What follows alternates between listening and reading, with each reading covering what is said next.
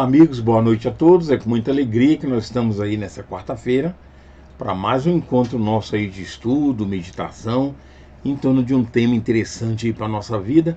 Hoje nós escolhemos determinismo e liberdade.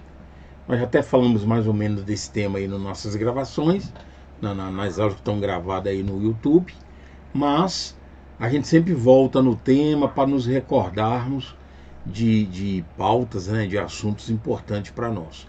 Está aí na nossa tela o nosso WhatsApp para que você possa estar comunicando conosco, enviando principalmente nomes para tratamento à distância, a fim de que a gente possa estar fazendo, como vamos fazer hoje, ao final do nosso estudo, uma oração em favor dos irmãos que vocês encaminharem para tratamento, para nossa oração.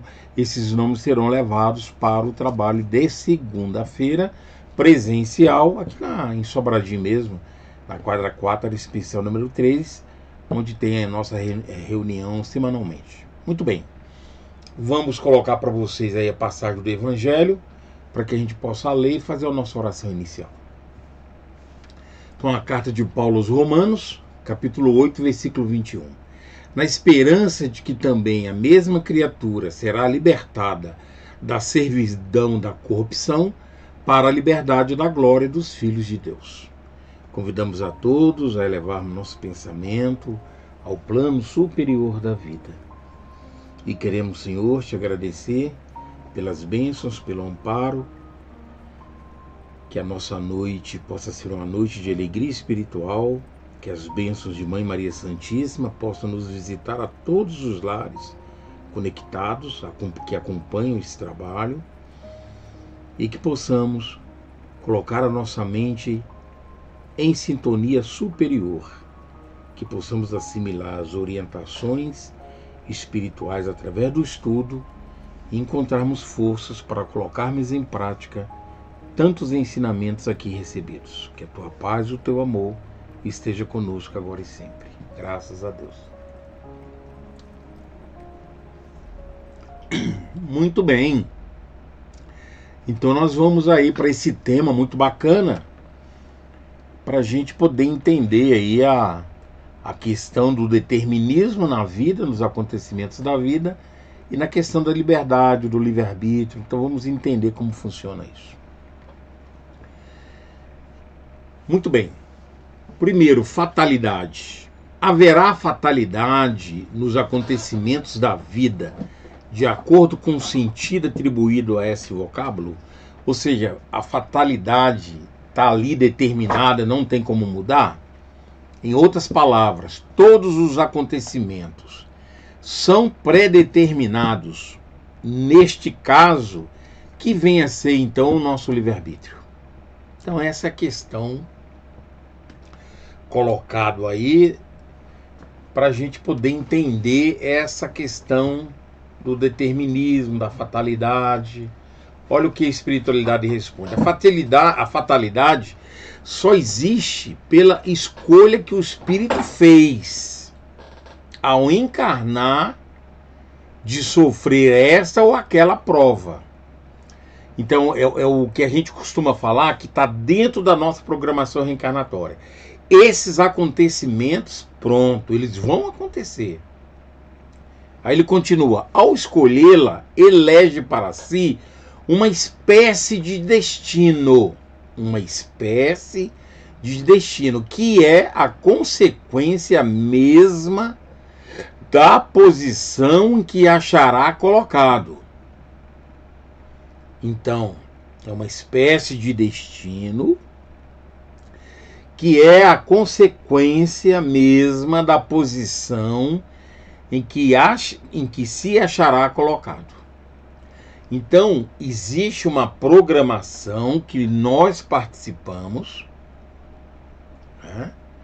Dificilmente vai acontecer casos em que a gente não participe, que são as chamadas encarnações compulsórias, que é a espiritualidade que faz a programação e você entra no programa reencarnatório. Mas geralmente nós participamos, temos a consciência do que vai ocorrer conosco, de como vai ser a nossa vida, os acontecimentos. Então, esses fatos é o que ele está comentando aqui. Então, aquilo que a gente escolheu como prova para encarnar, para sofrer, né? Então, isso podemos entender como fatalidade, e é como se fosse um destino pré-determinado e programado. Mas olha o que ele fala à frente. Refiro-me às provas físicas. Refiro-me às provas físicas, porque no tocante às provas morais e às tentações, o espírito conservando o livre-arbítrio, né, quanto ao bem e ao mal, é sempre senhor de ceder ou de resistir. Então essa fatalidade, o que a gente chama às vezes de expiação, né, essas estão no quadro dos acontecimentos que vão se desenvolver. Agora, as provações no tocante ao campo moral, as tentações que vamos sofrer ao longo da vida, essa vai depender do nosso livre-arbítrio, da nossa escolha. Então, o que ele chama de provas físicas, que já estão ali programadas, determinadas, vão acontecer. As outras provas estão projetadas, mas que dependem da minha postura e da minha conduta. Aí eu utilizo o meu livre-arbítrio para ceder ou não, né? Como ele fala aqui, para ceder ou resistir. Aí ele vai concluindo e fala assim: ao vê-lo fraquejar, um espírito bom pode vir em seu auxílio, embora não possa influir sobre ele de maneira a determinar-lhe a vontade, porque eles não vão agir por nós. Mantém a assistência, né? Tudo bem, mas nunca vão agir por nós. Agora, um espírito mau, isto é, inferior, um espírito inferior, ao lhe mostrar de forma exagerada um perigo físico, poderá abalá-lo e amedrontá-lo. Mas nem por isso a vontade do espírito encarnado deixará de prevalecer. Ou seja, não tem como colocar culpa, vamos falar assim, nos espíritos, ou em quem te influencia. Você pode ver aqui que nem um espírito bom, nem um espírito inferior vai agir por nós, porque isso depende exclusivamente de nós. Essa questão é uma questão que está no Livro dos Espíritos, questão 851. Então está claro para nós que é sempre nós que fazemos as escolhas. Inclusive as físicas, porque a gente programa antes. Com o nosso consentimento, nós temos o conhecimento que aquilo vai ocorrer conosco na programação, na vida, né, quando reencarnarmos. Então, no fundo, depende de nós. Então, a programação lá vem pré-determinada. Aquilo que é de campo moral e tentações correm por nossa conta. Se o espírito superior vem nos acompanhar, pode até nos amparar, mas a escolha, as decisões é nossa. Se o espírito inferior também, né, nos aponta ali aquele campo negativo, também a escolha é nossa. Nunca vai ser diferente. Sempre a nossa posição vai prevalecer, como eles colocam aqui. Então não tem como colocar culpa no espírito em nenhuma ação que ocorra conosco. Quando o espírito inferior, que nós damos o nome de obsessor, nos influencia a cometer determinado erro, lembra que ele está somando, fortalecendo aquilo que existe. Aquilo que eu deixo ser influenciado. Porque eu tenho já aquele princípio, aquele campo. Então nada é novo. Quando a gente tem uma ação externa de um espírito inferior, ele está somando aquilo que existe. Então nunca é ele o responsável. Vai pagar, vai cometer um erro em nos influenciar no campo do mal? Sim. Mas não é ele o responsável que gerou aquilo. Somos nós, no qual nós cedemos pelo campo inferior, e ele então se associa àquilo que já existe. Muito bem. Aí nós temos uma mensagem que vai dar uma clareada ou vai fortalecer esse conceito que está lá no Livro dos Espíritos. E a lição chama Determinismo e Liberdade, que é o nosso tema. E ele fala assim: observando que determinismo e livre-arbítrio coexistem nos destinos humanos, ajustemos o assunto às lições do trânsito no mundo. A comparação que Emmanuel vai fazer. Regido por leis que nos lembram a temática em exame. Então ele vai fazer uma comparação aqui importante para nós. Imaginemos-nos assumindo o compromisso de realizar certa viagem na Terra. Então, a reencarnação ao longo da vida é uma viagem, que no caso seria uma nova reencarnação. Nas diretrizes do inevitável estão ingredientes importantes, como seja. Então ele vai fazer aqui um paralelo, uma comparação para a gente poder entender. O carro santificando o corpo físico, as companhias expressando a equipe familiar, a estrada a percorrer, a tarefa de base, a obediência aos sinais, o acatamento às ordens da guarda. Então olha que bacana a comparação que ele faz para nós. A apresentação de documentos legais, a condução de recursos socorristas indispensáveis à sustentação do veículo, o pagamento de pedagem, os riscos naturais no campo da ação livre, ser-nos-á lícito considerar os pontos seguintes. Então, todo o movimento de uma viagem, e ele quer comparar isso com a nossa viagem reencarnatória. Então, Emmanuel vai nos mostrar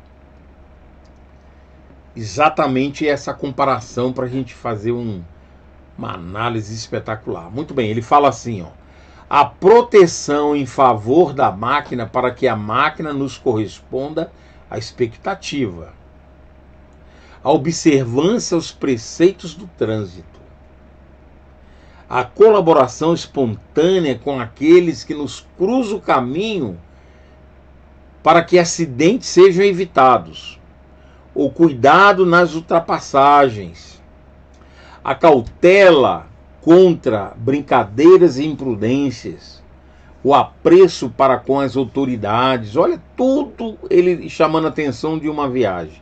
A abstenção de avanços temerários, o sustento da atenção no trabalho, a previsão de crises prováveis com os elementos de solução aos problemas que possam surgir. Então tudo é previsto, tudo é programado quando você se prepara para uma viagem.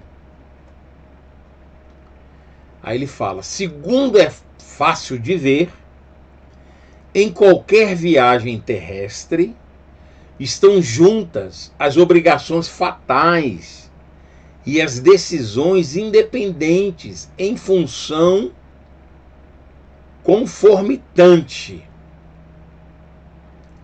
Então, tudo, a gente olha, prevê tudo naquela viagem que você vai executar.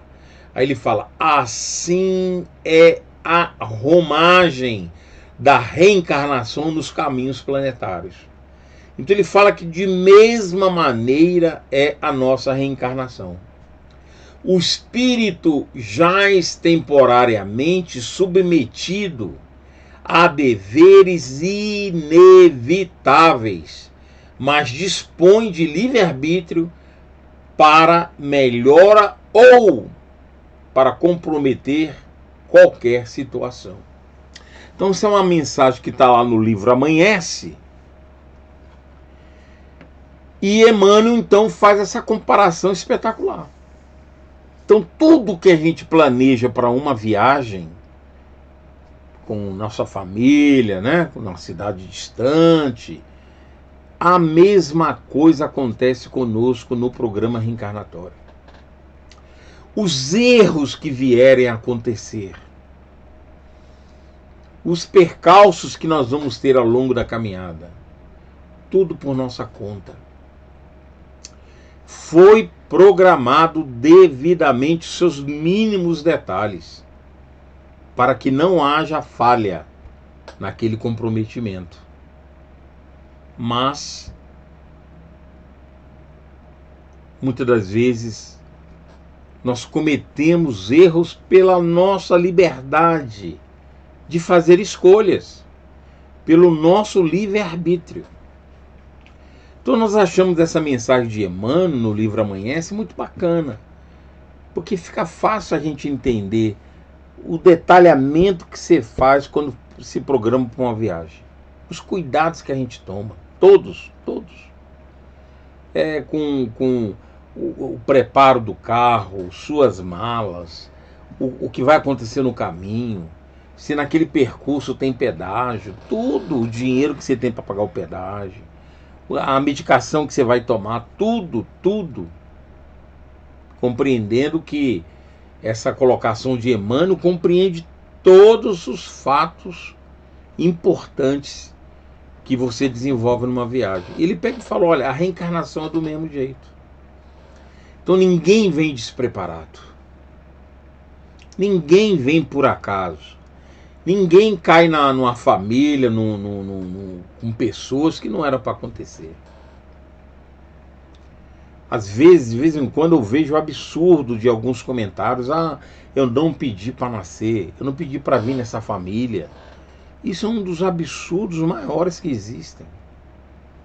Porque, na realidade, ninguém se depara aqui na vida com algo que não foi previsto, com acontecimentos que não estão naqueles conceitos de fatalidade. Agora, o desenvolvimento, o progresso, a aceitação, as provações, as tentações que a gente sempre fala aqui, que Emmanuel chega a afirmar que sem a tentação não há processo evolutivo, porque nós precisamos soldar nossas dívidas do passado. Então esses fatores voltam de novo e nós temos que fazer escolhas. Então as tentações para cometermos o erro, repetir o erro, vão surgir, porque são repetições de atos que não fomos vitoriosos, não fizemos boas escolhas. Então esses processos surgem de novo. Então essas escolhas sim vão depender do nosso livre-arbítrio. Essa programação do destino, aí sim, vai depender das escolhas que fizermos na sua execução. Então que essa lição fique para nós. Se você teve dúvida, reveja, porque isso vai ficar gravado aqui no YouTube. E você reveja. E Emmanuel foi muito simples, né? Assim, olha a viagem, o que acontece nela. E a reencarnação é de igual maneira. Então fica fácil a gente entender. E precisamos nos esforçar por mais difícil, que é colocar isso em prática, mas que é possível, é.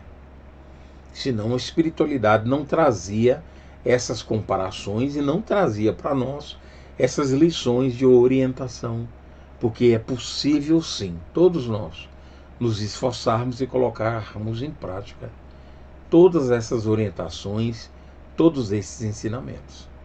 Tá bom? Então que Jesus nos ilumine nesse conteúdo espetacular. Nós convidamos a todos agora a fazermos a nossa oração, onde convidamos em favor dos irmãos que mandaram seus nomes para tratamento. Vamos elevar o nosso pensamento então mais uma vez. Vamos agradecer, Senhor, as bênçãos da vida, as bênçãos dessa oportunidade de aqui estarmos mais uma vez, mais uma semana, em pedir em favor dos irmãos que mandaram seus nomes para tratamento, bem como a todos que têm acompanhado esse trabalho, não só no nosso horário ao vivo, mas ao longo das semanas, mesmo ouvindo nas gravações. Permita que nesse momento as mentes possam ser conectadas com a espiritualidade superior, a fim de que possa trazer em cada lar as bênçãos, o amparo, o amor de Mãe Maria Santíssima, que possa se instalar em cada casa, e que todos os irmãos que mandaram seus nomes para tratamento possam ser atendidos em suas necessidades espirituais. Permita que essa luz possa envolver a todos e que nos preparemos para absorvermos, através da nossa própria vontade conectada com o plano maior da vida, e encontrarmos aí as forças para prosseguirmos em nossas lutas, em nossas provações, e para que tenhamos melhores escolhas em nossas ações e em nossas decisões, para cumprirmos de melhor maneira os programas reencarnatórios de todos nós. Obrigado por tudo, que a tua paz e o teu amor nos acompanhem ao longo das nossas vidas. Que assim seja. Muito bem, amigos. Agora, no final, aquela campanha permanente que nós realizamos com a cesta básica, com os itens que compõem a cesta básica, e com o trabalho dos enxovais com as mães carentes que recebem um kit próximo aí ao nascimento de suas crianças. E aí os dados que você precisa para continuar nos ajudando, continuar com a campanha, onde nós agradecemos do fundo do coração por tudo. A direção da instituição se pronuncia nesse momento em agradecimento a todas as doações que temos recebido ao longo do mês. E assim que nós tivermos com as distribuições que estamos programando já, nós vamos trazer as fotos aqui para ser divulgado, para você ver o que é feito com os recursos que se tem nos doado, tá bom? E o convite permanente também, para que você visite a nossa casa, os nossos trabalhos. É só entrar em contato conosco pelo telefone do WhatsApp, que o Matheus vai colocar de novo aí, para quem ainda não gravou, tenha esse número, para poder você estar comunicando conosco, tá bom? E é isso, curta o nosso vídeo, é muito importante você dar lá o joinha, a fim de que o nosso trabalho prossiga, né? Na divulgação. Quando você dá lá um joinha, fortalece o nosso canal. Por favor, curta, dá o joinha, que é uma maneira que a gente tem de contribuir com o nosso trabalho, tá bom? Um abraço carinhoso. Quarta-feira que vem vamos trazer um novo estudo para a nossa reflexão. Um beijo a todos, até quarta-feira que vem. Tchau.